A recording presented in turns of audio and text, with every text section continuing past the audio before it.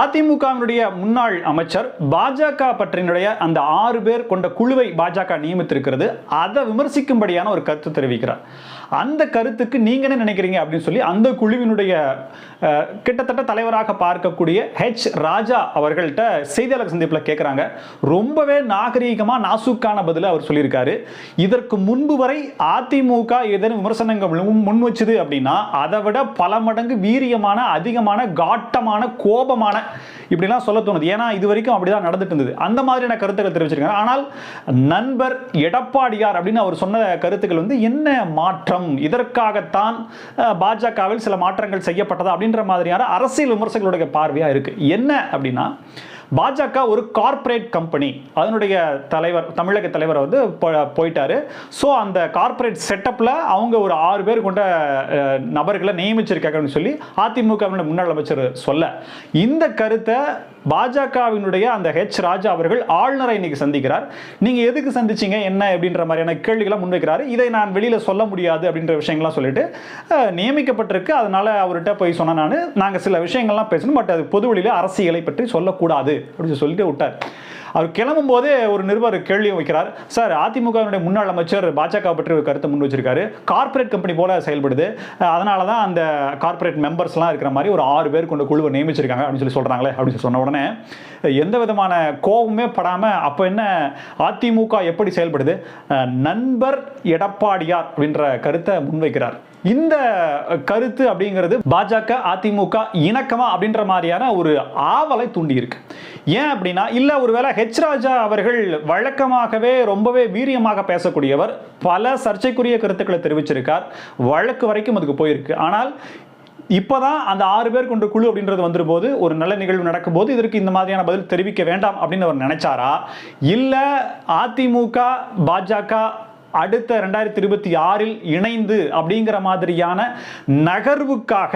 ஏன்னா அதிமுக தமிழக தலைவராக அண்ணாமலை இருக்கும் வரை பாஜகவோடு அதிமுக இணைவதற்கான சாத்தியம் இல்லை அப்படின்னு ஏற்கனவே முன்பே தலைமையிடம் கூறியிருந்ததாக தகவல்கள் பரவியது. உங்களுக்கு எப்படி தெரியும் சொல்லி கேட்டா தெரியாது, தகவல்கள் சொல்லப்பட்டது. அப்படிப்பட்ட ஆனா இதுவரைக்குமே அண்ணாமலை அவர்கள் தான் பாஜகவினுடைய தமிழக தலைவராக இருக்கிறார், அங்கிருந்தே நான் செயல்படுவேன். ஏன்னா அவர் இங்கிருந்து சென்ற பிறகும் கூட தமிழிசை சவுந்தரராஜன் மேடம் ரெண்டுமே கொடுத்து சொல்லும் போது அவர்களுடைய வழிகாட்டுதலின்படி அப்படின்னா ஆலோசனையின் பேரில் அப்படின்ற மாதிரி தான் சொல்லியிருக்காங்க.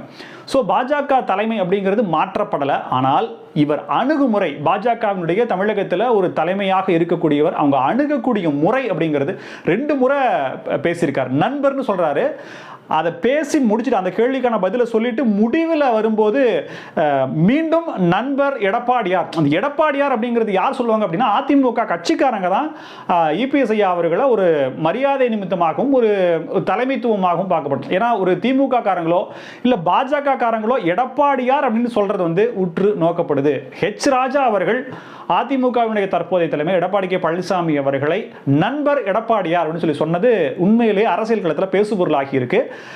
செய்தியாளர் அப்பவே மீண்டும் என்ன சார் நண்பர்னு சொல்லுங்க? ஆமா, நண்பர்கள் தான். இதுல என்ன இருக்கு, என் வீட்டு நிகழ்ச்சியினுடைய ஃபங்க்ஷனுக்கு எல்லா அரசியல்வாதிகளுமே வருவாங்க அப்படின்னு சொல்லி அதாவது நாகரீகமான அரசியலை முன்னெடுத்து செல்ல பாஜக முனைகிறதா, அதற்கு ஹெச் ராஜா அவர்களை வைத்து காய்களை நகர்த்துகிறதா அப்படின்ற ஒரு பார்வை முன்வைக்கப்படுது.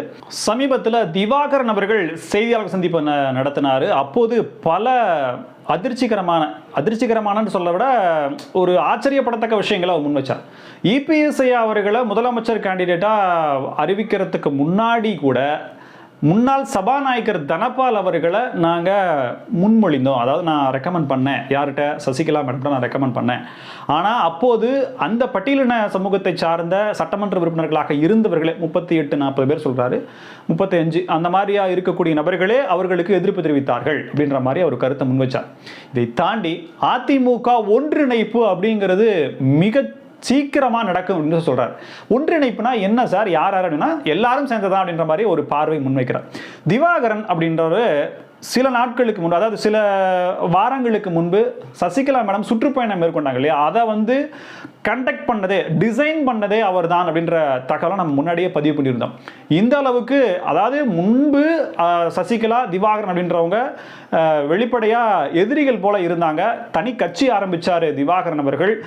பிற்பாடு அந்த கட்சிக்காக பலரையும் இணைக்கும் முயற்சியிலையும் அவர் ஈடுபட்டார். தினகரனோடு இப்போதும் திவாகரன் ஒரு சண்டை மோதல் போக்கில் தான் இருக்காரு. தினகரன் அவர்கள் கட்சி ஆரம்பித்து அவர் தனியாக போக்கில் போயிட்டு இருந்தாலுமே சசிகலா பல பேட்டிகள்லையும் பேசும்போது கூட தினகரனையோ எடப்பாடி கே பழனிசாமி அவர்களையோ குறிப்பிட்டு பேரை சொல்லி குற்றச்சாட்டுகளையோ இல்லை என்ன நடந்தது அப்படின்ற மாதிரியான ஒரு விமர்சனங்களையோ அவங்க இதுவரைக்கும் வைக்கல.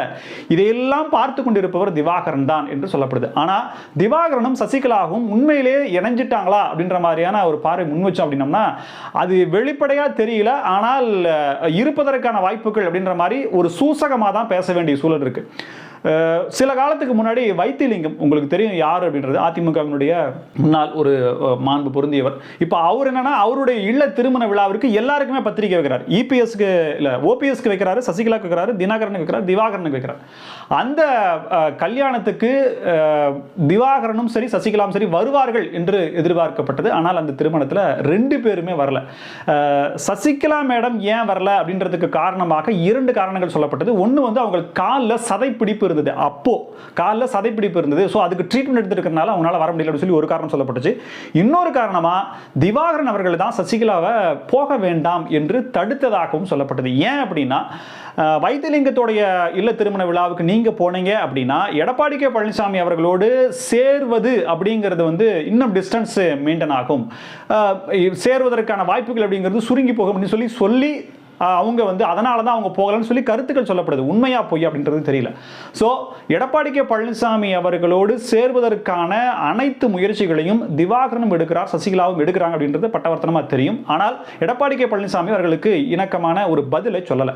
சரி, இது எல்லா விஷயமே ஒரு பத்திரிகையாளனாகவும் பத்திரிகை செய்தியை படித்து வீடியோ போகிற, அதுவும் ஒரு 2000 சொச்சம் சப்ஸ்கிரைபர் இருக்கக்கூடிய எனக்கே தெரியுது அப்படின்னா எடப்பாடி கே பழனிசாமி அவர்கள் கட்சியை நிர்வகிக்கிறார், எதிர்க்கட்சி தலைவராக இருக்கார், அவருக்கு இதெல்லாம் தெரியாது அப்படின்னா அவர் நோக்கி கொண்டுதான் இருக்கிறார். எல்லாத்தையுமே எல்லா விஷயங்களையுமே பார்க்கிறார். ஆனால் அவர் என்ன ஒரு முடிவுக்கு வந்திருப்பதாக யூக செய்தியா என்ன சொல்றாங்க அப்படின்னா சசிகலா அவங்களை கூட அதிமுகவில் சேர்த்துக்கொள்வதற்கான வாய்ப்புகள் பிரகாசமா இருக்கு. அதுக்கு ஆட்சேபனை அப்படிங்கிறது கூட நிறைய பேருக்கு இல்லை அப்படின்ற மாதிரி சொல்லப்படுது. ஆனால் முன்னாள் அமைச்சர்கள், மூத்த அமைச்சர்கள் என்ன சொல்றாங்க அப்படின்னா இப்போதான் சுதந்திர காற்றை சுவாசித்துக் கொண்டிருக்கிறீர்கள், அவங்க வந்தா நீங்க எப்படி இருப்பீங்க அப்படின்றது பார்க்கணும்னு சொல்லி அந்த முரணான கருத்தும் சொல்லப்படுது. ஸோ அதிமுகவில் என்ன அப்படின்றது ஒரு பெரிய பேசுபொருளாகவே இன்னும் இருக்கு. அதே செய்தியாளர் சந்திப்பில் திவாகரன் எடப்பாடி கே பழனிசாமி அவர்களுக்கு அறிவுரை கூறும் அளவுக்கோ இல்லை அவங்களுக்கு ஏதேனும் சொல்ற அளவுக்கோன அனுபவம் எனக்கு இல்லை, அவர் மூத்தவர் பெரியவர் அப்படின்ற மாதிரி அவரை போற்றி அவரை கொஞ்சம் உயர்த்தி அவர் சில கருத்துக்களை முன்வைக்கிறார். அதை தாண்டி எடப்பாடி கே பழனிசாமி அவர்கள் தான் தலைமையாக இருப்பார், எப்படி அதிமுகவோட தலைமையாக இருப்பார், ஆனால் அதிமுக ஒன்றிணையும் அப்படின்ற மாதிரியான ஒரு கருத்தையும் அவர் தெரிவிச்சிருக்காரு. ஆனால் திவாகரனுடைய பேச்சு எந்த அளவிற்கு முக்கியத்துவம் வாய்ந்தது அப்படின்றது பார்க்கப்படும் போது இன்னைக்கு அதே அதிமுக முன்னாள் அமைச்சர்கிட்ட கேள்வியை முன்வைக்கிறாங்க. அவர் அப்படியே ஜஸ்ட் ஃபார் த செகண்ட்ன்ற மாதிரி கடந்து போயிறார். அவருடைய பேச்சுக்கெல்லாம் நான் பதில் சொல்லணுன்றதெல்லாம் ஒன்றும் இல்லைங்க, அதெல்லாம் ஒன்றுமே இல்லை. ஏதாவது எடப்பாடி கே பழனிசாமி அவர்கள் இல்லைன்னா நம்ம முதலமைச்சர் இல்லைன்னா உதயநிதி ஸ்டாலின், இந்த அமைச்சர் உதயநிதி ஸ்டாலின் இந்த மாதிரியான விஷயங்கள் இருந்தால் சொல்லுங்கன்ற மாதிரி டக்குன்னு ஒரு வார்த்தையை முன்வைக்கிறார். ஸோ திவாகரன் அவர்கள் ஏன் இந்த பேச்சு நம்பப்படலை அப்படின்னா அவர் சசிகலாவோடையும் சண்டையிட்டு இருந்தார், என்னுடைய சகோதரியே கிடையாது, இனிமேல் அவர் முன்னாள் சகோதரி அப்படின்ற மாதிரி சொல்லிட்டு அண்ணா திராவிடர் கழகம் அப்படின்ற மாதிரியான ஒரு கட்சியும் ஆரம்பிச்சிருந்தாரு. அதில் கட்சியை பெருசாக்குவதாகவும் அதில் நிறைய ஆட்களை சேர்ப்பதற்கான முயற்சிகளும் ஈடுபட்டார். தினகரன் அவர்கள் இவரை மனநிலை பாதிக்கப்பட்டார் அப்படின்ற மாதிரியான குற்றச்சாட்டுகள்லாம் முன் வச்சிருந்தாரு. அதை கேட்டு இவர் ரொம்ப கோவப்பட்டு சில அறிக்கைகள்லாம் விட்டார். அதன் பிறகு அந்த அண்ணா திராவிடர் கழகத்தில் சசிகலா அவர்களுடைய கட்சியோடு இணைத்து விட்டார் அப்படின்ற மாதிரியும் சில செய்திகள் வந்தது. இப்படி பலவாறாக எதிர்ப்பு சேர்ப்பு அப்படின்றது இருந்தாலும் அவர் அந்த அளவுக்கு முக்கியத்துவம் பெறல அப்படின்னா கூட சமீபத்தில் சசிகலா அவங்க வந்து போன சுற்றுப்பயணத்தை வடிவமைத்தவர் திவாகரன் அப்படின்ற மாதிரியான பேச்சுக்கள் வந்தது. அதுதான் அங்கே முக்கியத்துவம் பெறுது. ஸோ அது பெரிய அளவுக்கான வெற்றி பெற்றிருந்தது அப்படின்னா சசிகலா அவர்களுடைய அந்த அந்த சுற்றுப்பயணத்தை வைத்து அதிமுகவில் தனக்கான இடத்தை அவங்க வாங்கியிருப்பதற்கான வாய்ப்புகள் இருக்கு. ஆனால் அது பிசுபிசுத்து போச்சு, அந்த அளவுக்கான ஒரு எதிர்பார்ப்பு இல்லை அப்படிங்கிறதுனால இப்போ திவாகரன் ஸ்டாலின் மீண்டும் அதிமுகவில் இணைய போகிறாரா அப்படின்ற மாதிரியான ஒரு எதிர்பார்ப்பும் எகிரி இருக்கு. ஆனால் அதற்கான வாய்ப்புகள் என்ன அப்படின்றது தெரியல. ஏன்னா இது மேல்மட்ட அளவில் நடக்கும். எடப்பாடி கே பழனிசாமி அவர்களும் 3 நபர்களை தவிர அனைவருமே நாங்கள் வரவேற்கிறோம் அப்படின்ற மாதிரியும் சொல்லியிருக்காரு. என்ன நடக்கும் அப்படிங்கிறது அதிமுகவின் தொண்டர்களுடைய எதிர்பார்ப்பாக இருக்கு. எல்லாத்தையும் தாண்டி ஓட்டுக்கள் சிதறக்கூடாது, ஓட்டுக்கள் ஒன்றிணையணும். அப்படி இருந்தால் மட்டும்தான், கூட்டணி பலமாக இருந்தால் மட்டும்தான் அதிமுகவினுடைய வெற்றி அப்படிங்கிறதுக்கான வாய்ப்புகள் இருக்கு அப்படின்றது 2026 களம் சொல்லுது. இருந்தாலும் எல்லா விஷயங்களுக்குமே அமைதியா இருந்து காய் நகர்த்தக்கூடிய எடப்பாடி கே பழனிசாமி இந்த விஷயத்தில் எப்படி காய் நகர்த்த போகிறார், அதுவும் பாஜகவினுடைய தலைவர் அண்ணாமலை அவர்கள் இல்லாத போது என்ன மாதிரியான நகர்வுகள் நடைபெறும் அப்படிங்கிறது எதிர்பார்ப்பா இருக்கு. காணொளி பற்றிய கருத்துக்களை கமெண்ட் பாக்ஸ்ல சொல்லுங்க. நன்றி நேயர்களே.